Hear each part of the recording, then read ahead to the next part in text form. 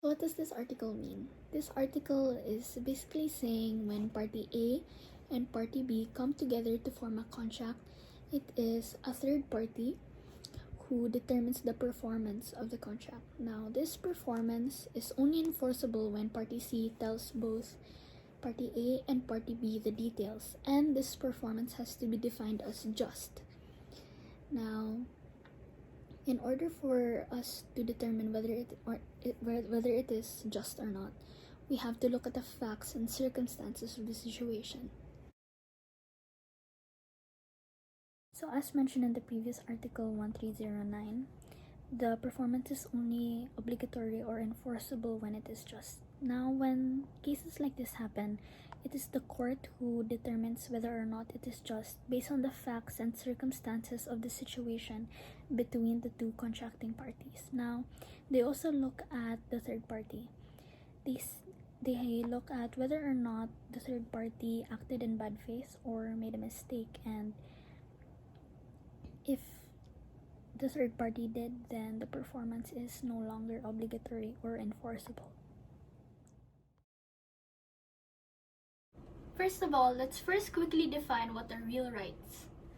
Real rights are the rights that emerge from the contract that affects not just the personal rights of the contracting parties, but the whole world in principle. An example would be when party A buys a piece of land from party B, and consequently the title of course transfers from party B to party A, which gives party A a real right. What if there are people who live on the land that party A now owns? Because party A owns now the piece of land that party B has sold, if ever there are parties not involved in the contract who live on the land that was sold, they are obligated to move out of the land that was bought.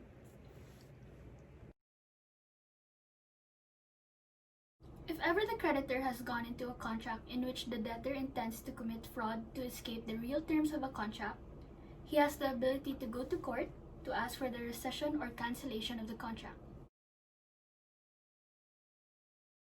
So an example would be when the contracting parties is red paper and blue paper. Now, red paper goes with Teddy, and Teddy tells red paper, don't sell the piece of land to blue paper. You know why? You can sell it to yellow paper because yellow paper is much more guapa, and then if we sell the land to yellow paper bus, and we can get green paper and go on a double date with them, and like basically ayaw na lang na pasag na lang na ang contract. That's what Teddy says to red paper. So now, because of what Teddy says to red paper sells the piece of land to yellow paper, who is not actually part of the contract because it is supposed to be blue paper who gets the piece of land. Now, when this happens, Teddy can be sued, but only to the extent that is less than the violations that red paper has committed in terms of her contract. In this case, Dorm C can be sued for inducing Dorms A to sell to Dorms D instead of selling to Dorms B because the existing contract says that Dorms A needs to sell to Dorms B. Though it is important to note that Dorm C is only held liable to the extent less than Dorms A's violation of her contract. Since the liability is based on the theory of quasi-delict, the responsibility is solidary.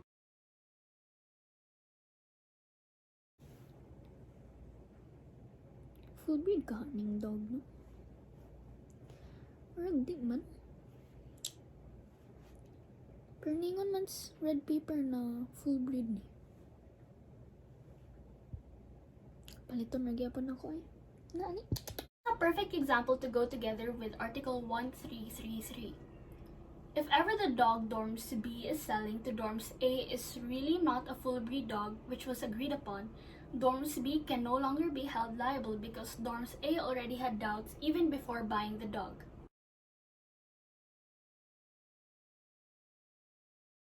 There are also situations wherein neither Party A or Party B made a mistake when it comes to the contract. They had the meeting of the minds and they agreed to the same circumstances and terms to the contract, but when the contract was written out, there was a mistake, a genuine mistake, and they have the ability and the choice to void the contract and annul it in court, because there was no meeting of the minds when it comes to this written article. Even though they did when they agreed on what should be in the contract, because of what was printed out and written down in the contract, it is no longer something that they can continue if they both agree. So for example, there's also a situation wherein Party A was forced into signing a contract because of outside sources, or maybe Party B asked outside sources to make sure that Party A ends up signing the contract now. When it shows that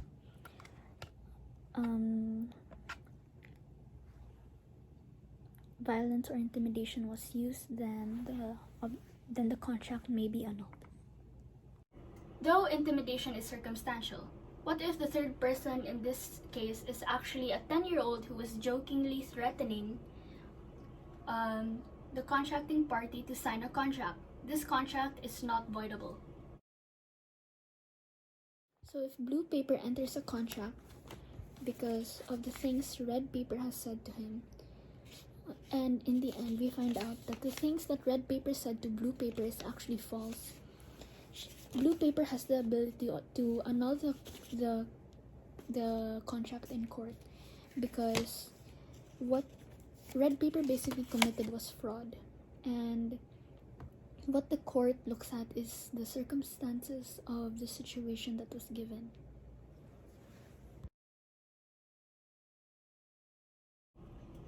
The general rule is that non-disclosure of information does not constitute fraud. The question is, when does the withholding of information constitute fraud? The withholding of information constitutes fraud when you're required to disclose the crucial information to the public because it is your duty to disclose it. Examples would be when it is mandated by the law.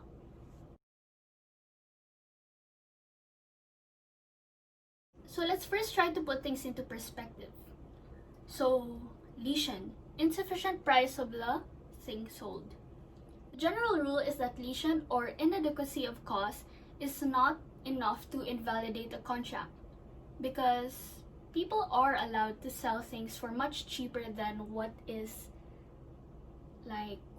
actively placed out in the market.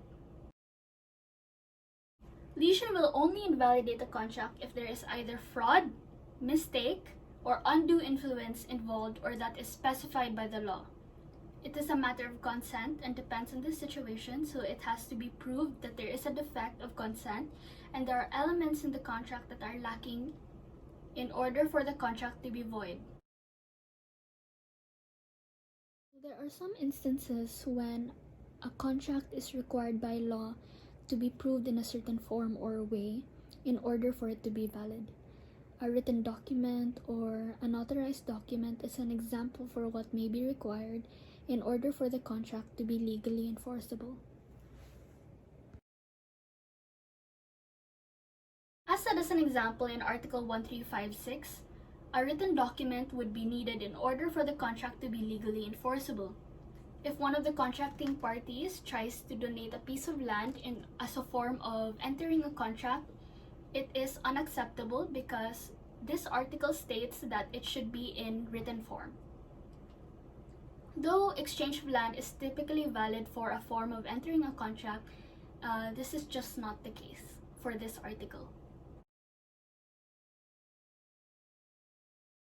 Compared to Article 1357, this article says that it is not necessary to have a certain form or way for the contract to be legally enforceable.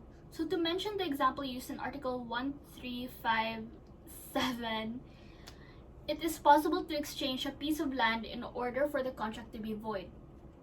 This article is more focused on making sure that the obligee fulfills the obligations required of him, and to protect whatever that's been exchanged against and for the third parties. Because the third party does not take advantage if ever there is a situation where the publicity of the document wasn't enforced. And for, because the third party may be informed of whatever was agreed upon.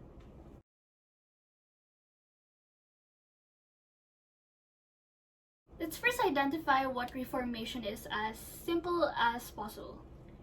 Reformation happens when there's a mistake in the contract and we correct that mistake. What's important to remember is that there is the meeting of the minds between the contracting parties, and the genuine mistake clearly lies in the written document of the contract. So whatever was agreed upon between the contracting parties was not reflected in the contract, which would make the representation unfaithful. The written document with the mistake is then annulled in court.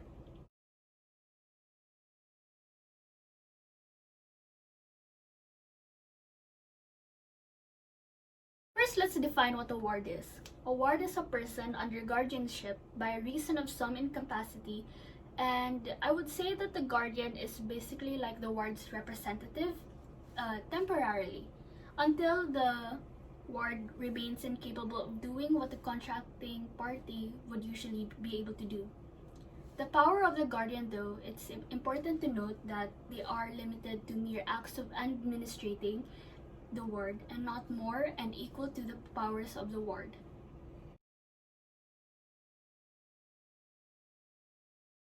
An absentee is someone who is absent or disappears from wherever he was last known, located, and does not assign an agent or a representative to take care of what he has left behind.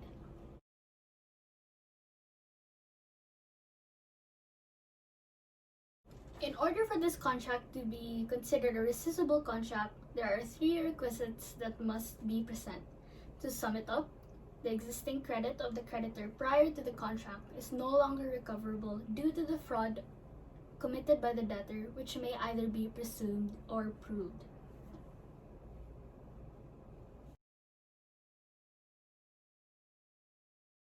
Litigation means the process of taking legal action. So, an example would be when Blue Paper sues Red Paper for tarnishing a pair of scissors that Blue Paper owns. Now, what we didn't know is that Red Paper actually sold the pair of scissors to Teddy. Now, Teddy doesn't know anything that's happening between Blue Paper and Red Paper. He doesn't know about the legal action that's taking place, that the court is involved, and that Blue Paper is actively suing Red Paper over the tarnishing of his scissors, which carries a lot of sentiment and is actually very expensive. Now, because Red Paper sold the piece of and since Red Paper sold the object that Blue Paper is suing Red Paper for, Red Paper can be held for the charges being held against him. If ever the third party buys it in good faith, then the outcome would be somewhat different. What all these rescissible contracts have in common is that if ever the contract was fulfilled for 1/4 of the true price of the object, it is subject to rescission. Insolvent basically means that your liabilities are greater than your assets. In this case, the court can say that your payment is unnecessary and you don't have to make it, but then you still choose to do so. So when you take a payment while insolvent and that payment is actually not yet due or demandable, the contract can be subjected to rescission.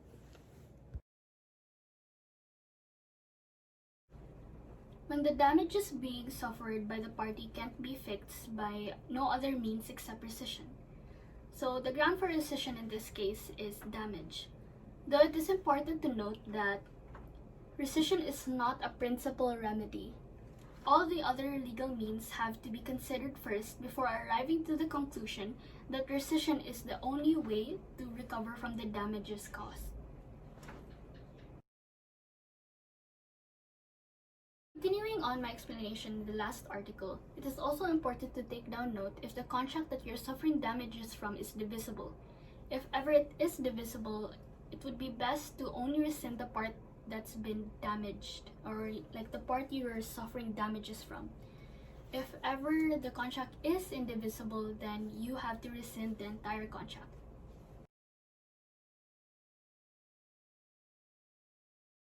So in a sense, rescission is like canceling out. We return what we receive and we get back what we give. How this looks is to go look back into the circumstances before the contract was enforced. Though there are cases in which rescission is not allowed, two reasons would be when. So an example would be when red paper and blue paper has exchanged objects, and these objects are now in each other's property. But now blue paper is demanding for a remedy of rescission. But what he tells us now is that even though he's demanding for a remedy of rescission, he has actually given away what red paper has given to blue paper. Now, this contract will no longer be subject to rescission because you have to give each other what was exchanged. So we have to look like this circumstances before the contract took place. Red paper has to own what red owned, blue paper has to own what blue owned. Another example would be when red paper and blue paper exchanged objects. Now, blue paper actually sold the object that red paper gave blue paper to Teddy, and Teddy didn't know anything about it, and he bought it in good faith. And since Teddy bought it in good faith, it is no longer, red paper and blue paper are no longer able to get back what Teddy bought, and they are no longer subject to rescission. What Article 1407 focuses on is when an unenforceable contract becomes either a voidable contract or a valid contract. It becomes a voidable contract if it is the contracting party at the time was unable to make decisions regarding the contract because they were incapable. An example would be at the time the contract was formed, blue paper has made decisions for red paper, who is a minor. But now, at present time, red paper has grown up and is no longer a minor and no longer needs blue paper's guidance. Red paper has the ability to ratify the contract, which would make the contract voidable. Another example would be when at the time of the contract, the guardian of red paper asks to ratify the contract, or both contracting parties ask to ratify the contract. Now, when this happens, the contract becomes valid. As mentioned earlier, the contract is only between the contracting parties, and in line with this, a third person cannot make decisions for the contract that they are not part of. So to sum up, an inexisting or a void contract, it is a contract that lacks one or all of the elements of a contract or do not comply to any of the formalities that are essential for the existence of a contract. Prescription is the end of your right, but for void contracts there is no prescription, which means you can challenge them at any time. Why? Because the contract does not exist. What can you challenge when the contract doesn't exist?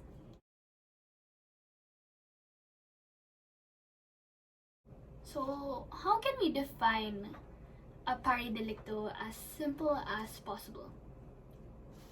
Pari delicto, equal fault. So an example would be when red paper goes to court to sue blue paper for not fulfilling the terms of his contract. But then, blue paper is also suing red paper for not fulfilling his terms of the contract.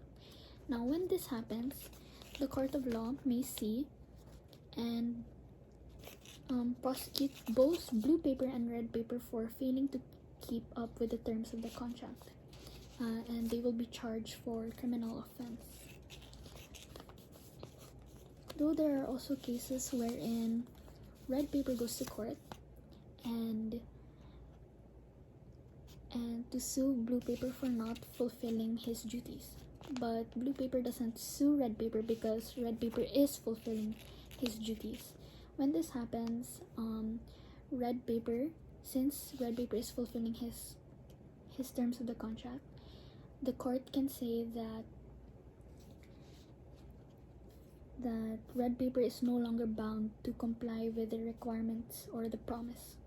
But then, if they are both guilty but not equally guilty, whoever is less guilty, for example, red paper is less guilty, then red paper is also no longer bound to comply with the promises and requirements of the contract.